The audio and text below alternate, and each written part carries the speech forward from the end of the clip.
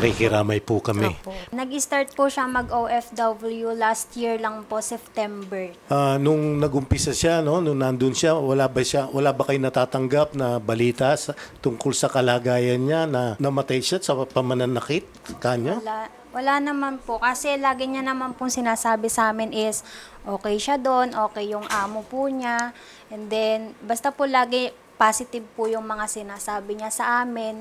Tapos, pero may mga time po na nasasabi niya po sa amin na nahihirapan po siya doon sa trabaho niya. Kasi kwento niya po sa amin, 4 po yung bata na inaalagaan niya. And then, siya po lahat yung naglilinis nung bahay na yon. Tapos, sabay pa po nun yung baby po na inaalagaan, which is yung bunso nga po nung alaga niya. So, maliban sa nahihirapan siya rin sa trabaho, siyempre, ano naman, medyo natural yon na mahirapan ka. Siguro, hindi nabigla siya dahil dito siguro hindi yung ganun yung ginagawa niya. Maliban doon, wala na siya ibang reklamo? Wala naman na po. Kailan siya nasawi? Nung time po kasi na may nag-chat sa amin, tatandaan ko po, nakabasa ko lang po sa messenger ng mother ko. Thursday po yun last year, so 27. So, nakita nyo lang sa chat? Yes sa po. chat, oo. Yes po. Ang nag-chat po nun sa mother ko is yung nurse po na Pinay na nagbabantay po sa kanya. Sa kanya? Sa hospital. Yes po, sa hospital. Nalaman nyo ba anong dahilan kung bakit siya nandoon sa ospital?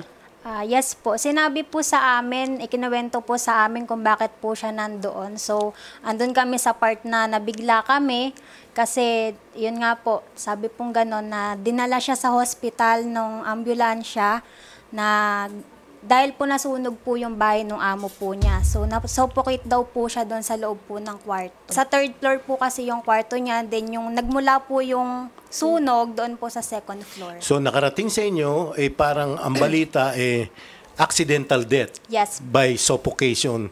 Yes. Brought about by the fire Yes. na nangyari o yung sunog na nangyari doon sa bahay ng amo niya. Yes po. Ilang araw siya sa ospital bago siya nasawi o nabawian ng buhay? 7 days po. Okay.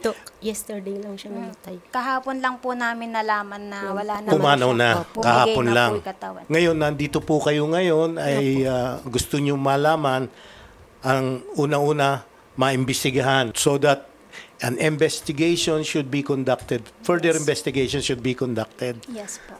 Dahil meron ho ba kayong pagdududa na hindi yun talaga naging sanhi nung pagkamatay niya? Yes po. So, ang dami po kasing katanungan na bakit po yung mga amo po niya is nakalabas po ng buhay, nagawa pa po nilang maglabas po ng mga gamit, yung mga pwede pang gamitin. And then, samantalang yung ate ko, hindi po nila nagawang tulungan dun sa 3rd floor.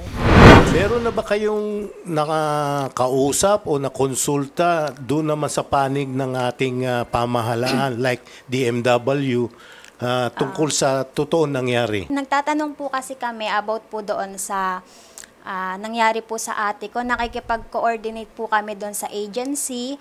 And then, ang sabi po nila, to be processed pa po yung mga police report po about po doon Correct. sa ate ko. Oo, tama, Yes tama. po. And mukhang it will take time. Magkakaroon pa, maghihintay pa tayo ng konting panahon para malaman talaga natin.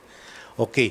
So, I'm sure naman na yung DMW natin doon, Yes yung opisina ng DMW, ay nagsasagawa na ng sarili nila investigasyon.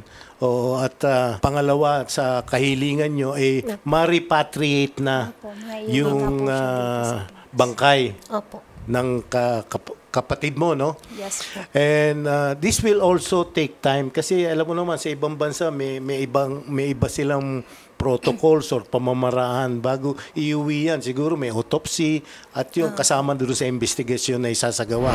Magandang hapon po, Attorney Bay, at live po tayo ngayon sa programa po ni Idol Raffy Tulfo. Attorney Bay, magandang hapon po. Opo, magandang hapon po, Attorney Tungol. Ngayon, gusto raw po nila na unang-una po ay mabigyan ng investigasyon o kalinawan kung yung pagkamatay ng kapatid at apo nila po. Ano po? And I'm sure, nag-uumpisa pa lang po yun kasi namatay daw po nung March 27 pa lang. Ano po? Ano na po ba ang status o progress ng investigation na isinasagawa kung meron man? Okay. Unang-una po, ako ay nalulungkot at nakikiramay sa ating sa mga naulila ni Janine Elducal. Kami po dito sa Department of Migrant Workers ay ipinapaabot po ang aming pakikiramay.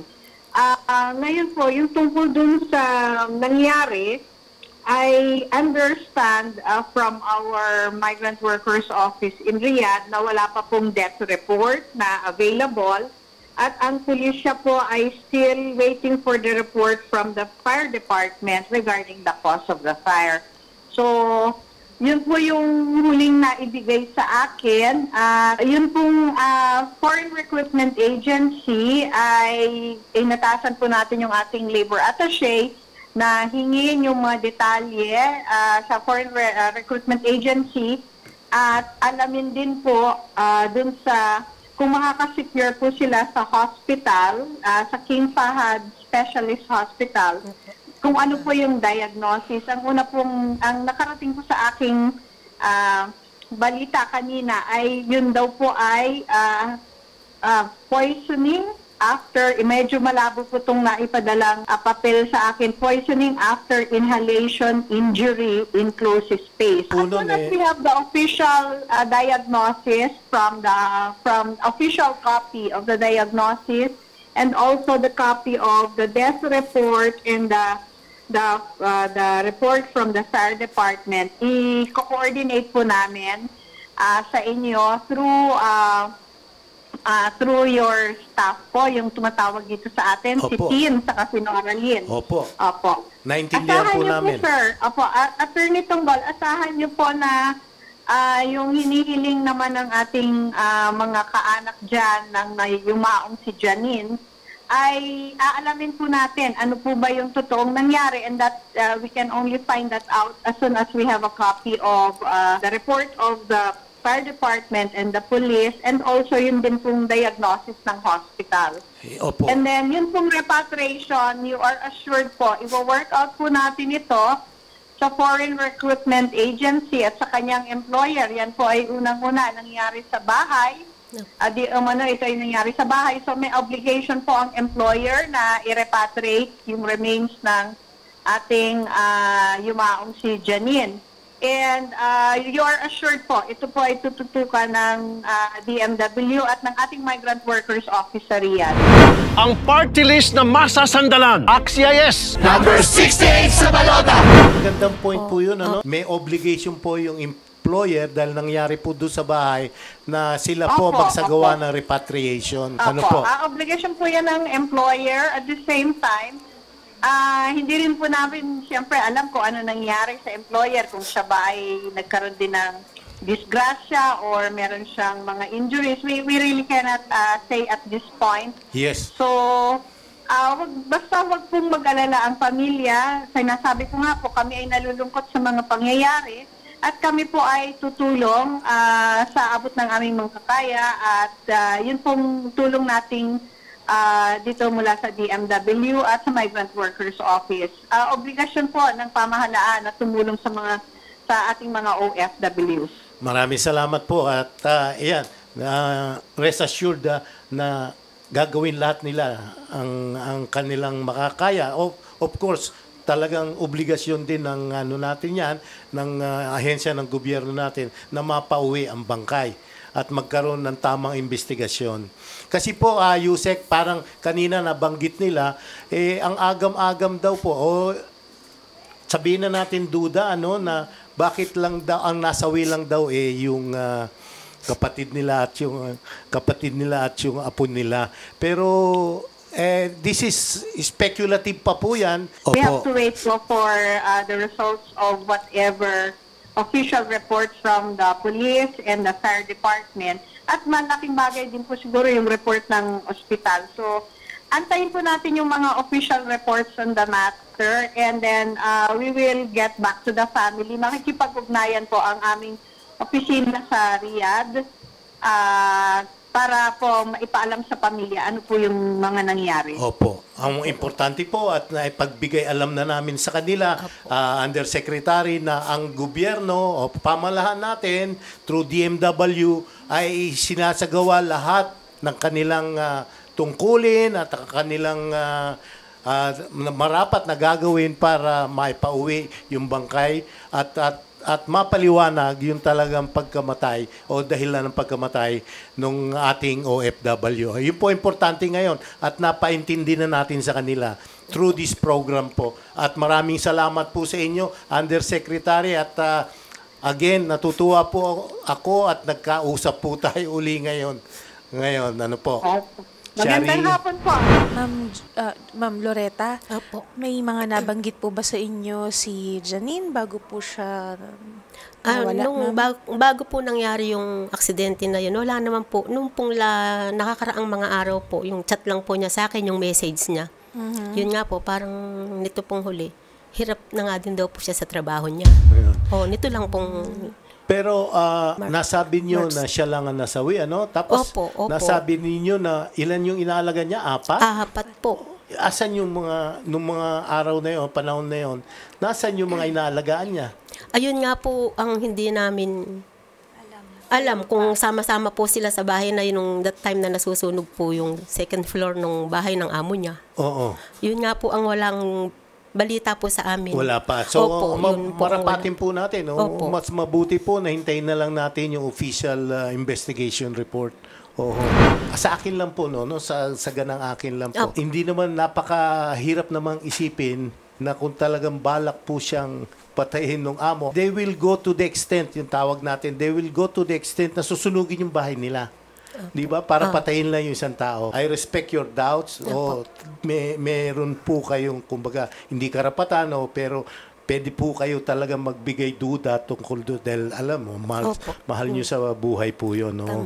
Kung talagang gustong patayin, parang napakahirap isipin na susunugin ko pa yung bahay namin. Oo. Now, doon naman sa kauli-uli siya lumabas, ako ang tingin ko po doon, talagang tayong mga Pilipino, talagang matulungin tayo na dedicated tayo sa ating trabaho na talagang we will always act as heroes, di ba? Marami na po tayong mga kababayan na ganyan na nagsasakripisyo para lang sa kanilang mga amo na pinagtatrabahuan. Ano pong plano niyo, ma'am, dun sa mga bata na subukan niyo na pang i-explain sa mga bata? Yes po. Ano pong sabi ng mga bata, ma'am? Yung isa po kasi, malaki na po yung 10 years old. Sanay na po siya doon sa amin. Totally nga po, mama pa tawag niya sa akin. Ganon din po yung isa. Sabi niya pong ganon sa akin. Doon lang po nasaktan sa part na, Mama, pag nag-asawa ka na, sa'yo na lang ako sasama kasi wala na akong mama.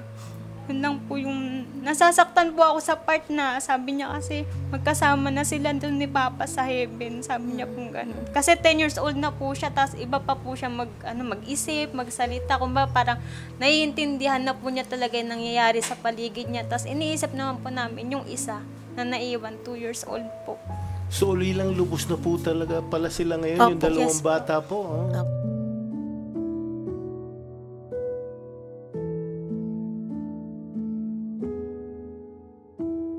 Sana po wag po tayong magsawa na tulungan yung mga bata ngayon. Ang concern na lang po natin ngayon ay dahil sa nangyari na po yan ay siguraduhin po natin na mapangalagaan yung kapakanan ng mga bata.